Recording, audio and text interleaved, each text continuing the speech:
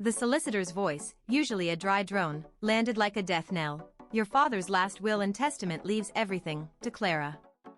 My world, already fractured by Dad's sudden passing, splintered entirely. Everything? The ancestral home, the family business built over generations, the very ground we stood on, all of it ripped from my grasp by my own sister. A cold dread, sharp as a blade, began to twist in my gut, because I knew, with absolute certainty, this was a lie. The funeral was a blur of forced condolences and Clara's performative grief. She wore Dad's favorite locket, a cruel mockery. Later, alone in Dad's study, a place of cherished memories, I searched for anything, a sign, a hidden truth. My fingers grazed a loose floorboard beneath his antique desk, a familiar secret spot. My breath hitched. It was empty. The small, leather-bound journal where Dad always jotted his deepest thoughts, his true wishes, was gone. She knew about it. Weeks turned into a suffocating silence. Clara, now occupying Dad's office, began systematically liquidating assets, starting with the charity Dad championed. Each transaction was a hammer blow to his legacy, and to my heart. I saw the gleam in her eyes, a hunger I'd never truly recognized before.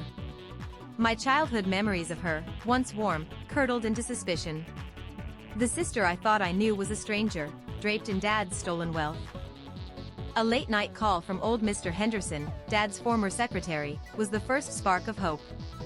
He spoke in hushed, trembling tones, mentioning a misplaced notary stamp and a vague discomfort around the will signing. He was too frightened to say more, but it was enough. The pieces of Clara's deception began to click, forming a hideous mosaic. The air crackled with nascent resolve, a dangerous calm before the storm. I began my own quiet investigation, starting with the notary mentioned in the forged will. The office was nondescript, the clerk unhelpful. But I noticed a faded photograph on her desk, a group shot from a long-forgotten company picnic. And there, standing awkwardly in the back, was Clara. The clerk denied knowing her, too vehemently. A shiver ran down my spine. Clara hadn't just forged a signature, she'd bought complicity. My search led me to an obscure document archivist, a man known for his discretion and his uncanny ability to unearth the impossible. I presented him with a copy of the forged will. He studied the signatures, then the paper itself, under a powerful magnifying glass. His eyes, behind thick spectacles, narrowed. "The ink age is inconsistent," he murmured, his voice barely a whisper. "And the watermark, it's from a batch produced 2 years after your father's death." With the archivist's findings, I confronted Mr. Henderson again.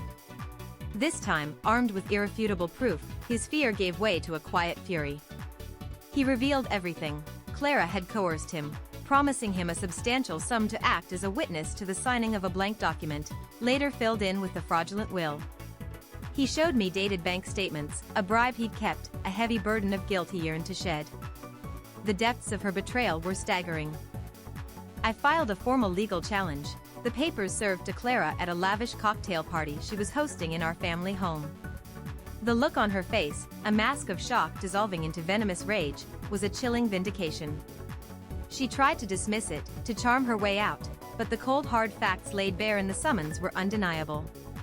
The whispers started immediately, growing louder than the string quartet she'd hired. The court case was brutal, a public airing of our fractured family.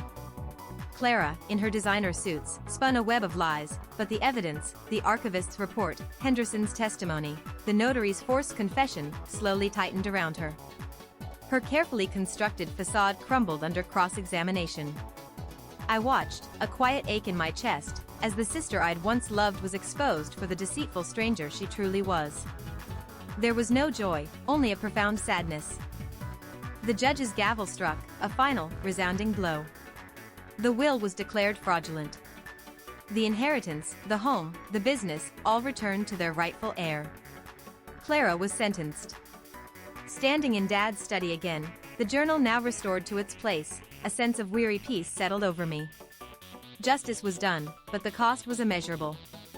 The legacy of love was fractured, mended only by the quiet strength of truth, and the grim satisfaction of a betrayed trust finally avenged.